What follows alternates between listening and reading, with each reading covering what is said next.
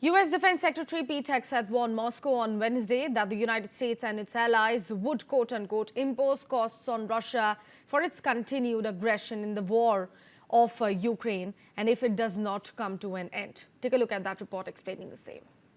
All countries need to translate goals into guns. U.S. Defense Secretary Pete Hegseth on Wednesday had a warning for Russia on the Ukraine war. Now, if this war does not end, if there is no path to peace in the short term, then the United States, along with our allies, will take the steps necessary to impose costs on Russia for its continued aggression. If we must take this step, the U.S. War Department stands ready to do our part in ways that only the United States can do. Hegseth spoke at a meeting of the Ukraine Defense Contact Group of Kyiv's allies at NATO headquarters in Belgium's capital, Brussels.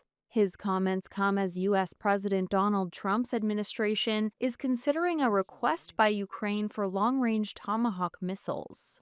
This is not a war that started on President Trump's watch, but it will end on his watch.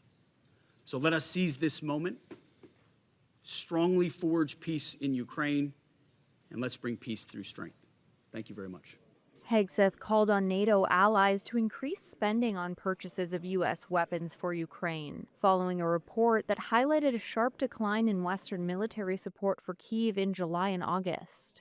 He urged allies to ramp up investment in the Prioritized Ukraine Requirements List program, which replaced U.S. arms donations to Ukraine and now requires allies to pay for U.S. weapons deliveries.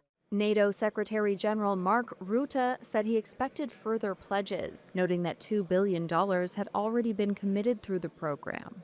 But that amount falls short of the $3.5 billion Ukrainian President Volodymyr Zelensky had hoped to secure by October.